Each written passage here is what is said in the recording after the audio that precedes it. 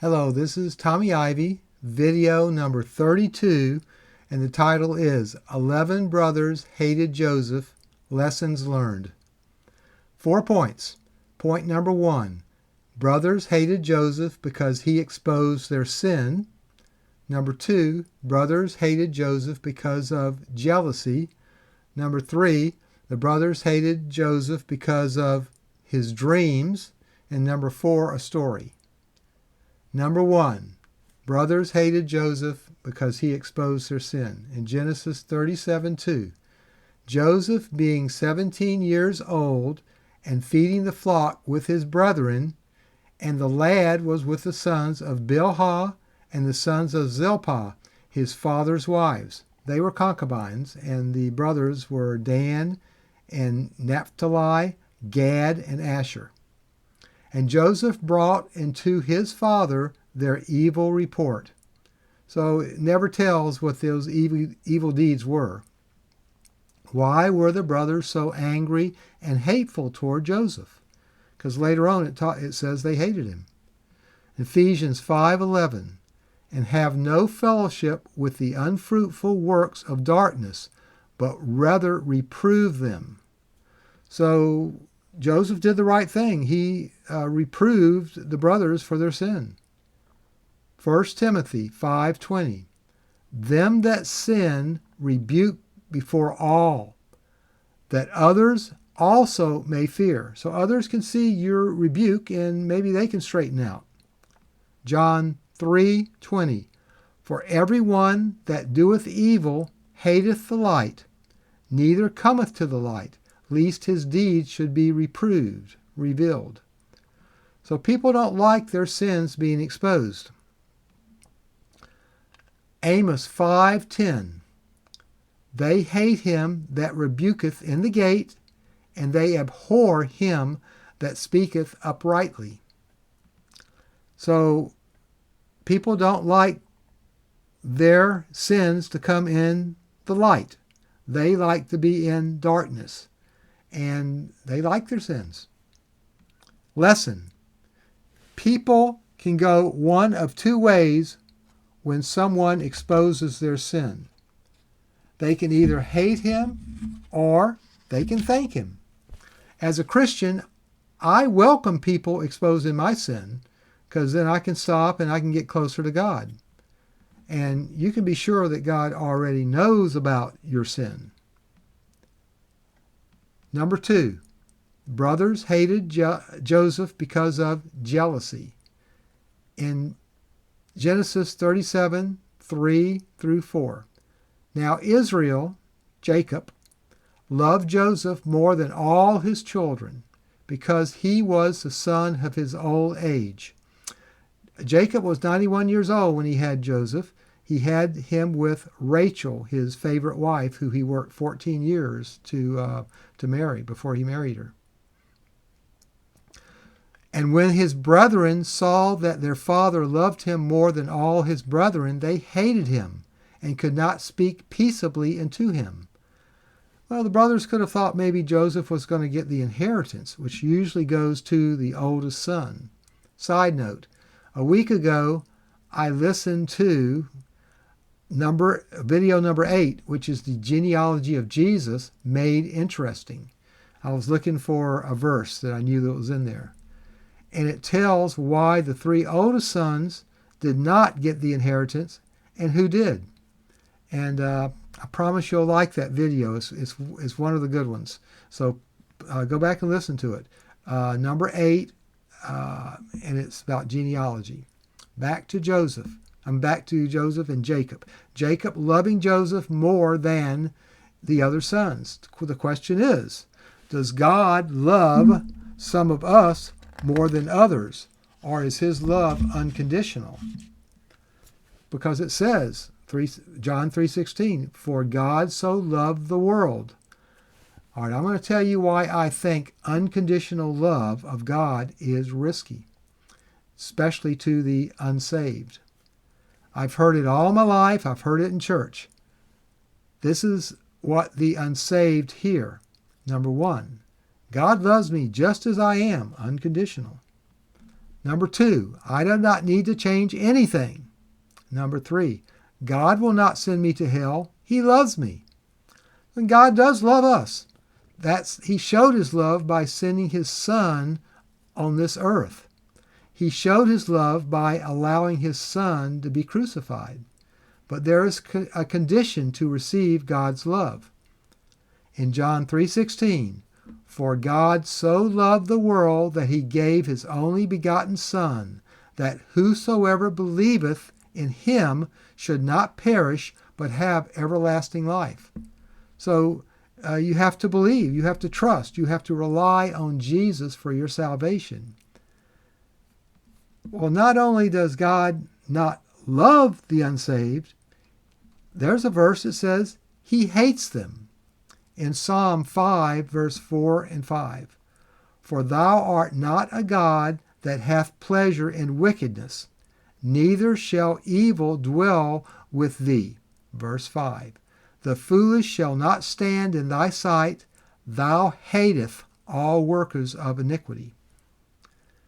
So God hates the sin, and he hates the sinner. He sends the sinner, not the sin, to hell. Proverbs 21:15. It is joy to the just to do judgment, but destruction shall be to the workers of iniquity. A person that's saved, a person that's living a righteous life, they like judgment. They like justice. But the people that are sinning, they don't like the destruction God causes. Lesson. God loves the saved, and he hates the sinner, the unsaved. So how much does God really love a person that he sends to hell for eternity? Number 3, brothers hated Joseph because of his dreams. Genesis 37, verses 5 to 9. And Joseph dreamed a dream, and he told it his brethren, and they hated him yet the more. And he said unto them, Hear, I pray you, this dream which I have dreamed. For behold, we were binding sheaves in the field, and lo, my sheaf arose and also stood upright, and behold, your sheaves stood round about and made obedience to my sheaf. And his brethren said to him, Shalt thou indeed reign over us? Or shalt thou indeed have dominion over us? And they hated him yet the more for his dreams and for his words. And he dreamed yet another dream, and told it to his brethren, and said, Behold, I have dreamed a dream more, and behold, the sun and the moon and the 11 stars made obedience to me. So the brothers already hated Joseph, and he just couldn't help himself. He had to tell them about the dream, and that's like putting gas on a fire. So was Joseph boasting? Well, and what does the Bible say about boasting? James 4:16. But now ye rejoice in your boastings. All such rejoicing is evil.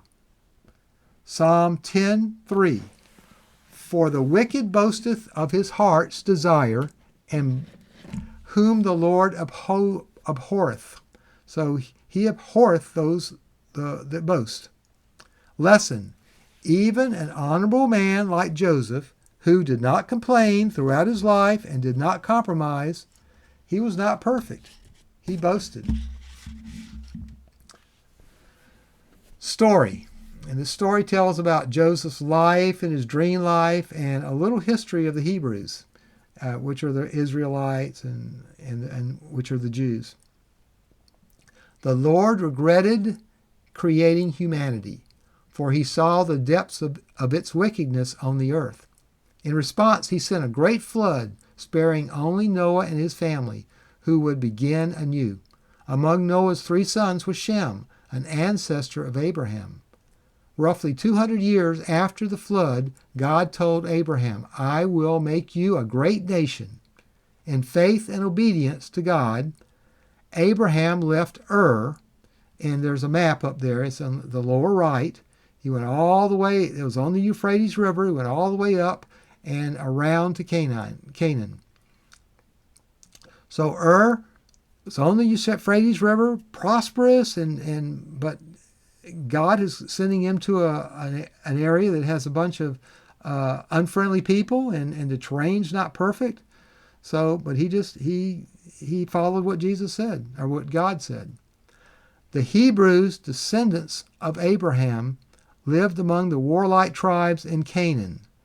And if you look on the map, you'll see a bunch of Canaanites and Jebusites and Hivites, Hittites, a lot of the Hites, and also the Philistines. There's a list of them, and those are the people that lived around where where Abraham was.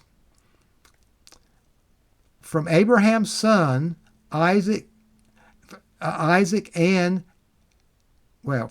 from Abraham's son Isaac came Jacob and Esau. Jacob settled in Hebron, 17 miles south of Bethlehem and 23 miles south of Jerusalem. Jacob had 12 sons, including Joseph, who they hated. Though they initially plotted to kill him, they sold him into slavery in Egypt instead. In Egypt, Joseph rose to second in command, trusting completely in God and using his God-given gift of dream interpretation. Dreams played a pivotal role in Joseph's journey. Joseph was in prison, being falsely accused of trying to molest Potiphar's wife. Potiphar was captain of the king's guard, and he's the one that had purchased Joseph. While in prison, the butler and the baker of the king of Egypt each had a troubling dream which Joseph interpreted accurately. The chief butler would be restored to his position in 3 days, while the chief baker lost his head. 2 years later, Pharaoh himself had 2 dreams. In one, 7 skinny cows devoured 7 fat cows, but remained thin. In the other, 7 thin ears of corn consumed 7 healthy ears. Joseph interpreted these dreams as foretelling 7 years of abundance followed by 7 years of severe famine. During the 7 years of plenty in Egypt, Joseph wisely stored up food. When famine struck, people across the region, including the Hebrews, faced severe hunger. Knowing that Egypt had reserves, the Hebrews from Canaan came to buy food. And on the map, there was Canaan there, and Egypt was south. Food scarcity worsened. There was no bread in all the land of Canaan. At first, the Hebrews traded money for food. When the money ran out, they exchanged livestock. Eventually, they even offered their land and themselves in exchange for survival. Jacob sent his sons to Egypt to buy grain. When they arrived, they unknowingly bowed before Joseph, now in a position of power. Joseph provided them with food and a place to live nearby.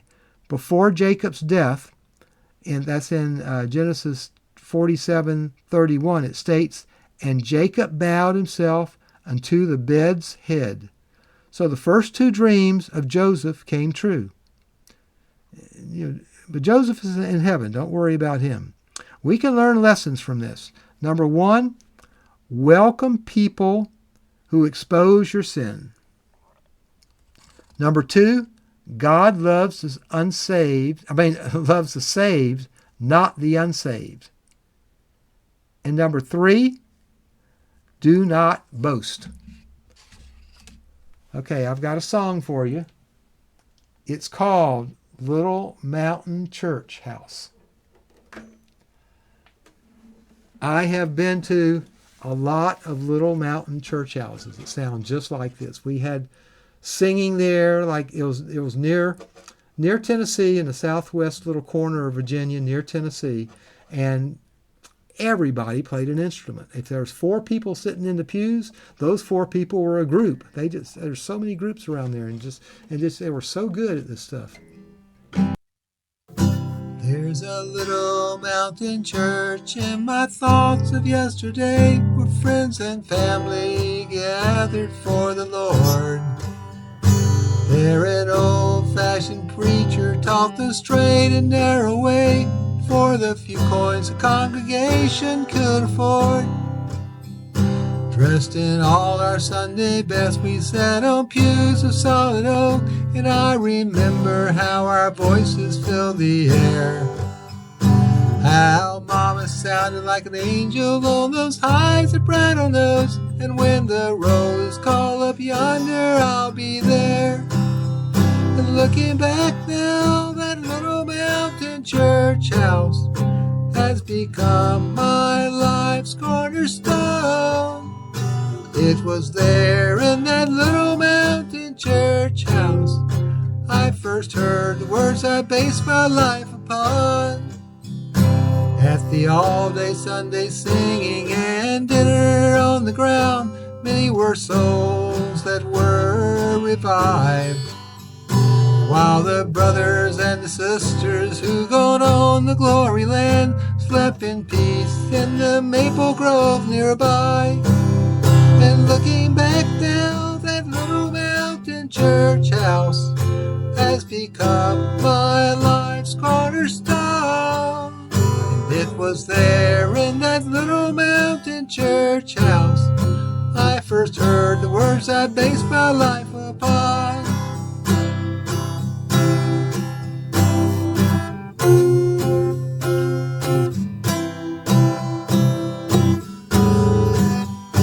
It was there in that little mountain church house I first heard the words I based my life upon.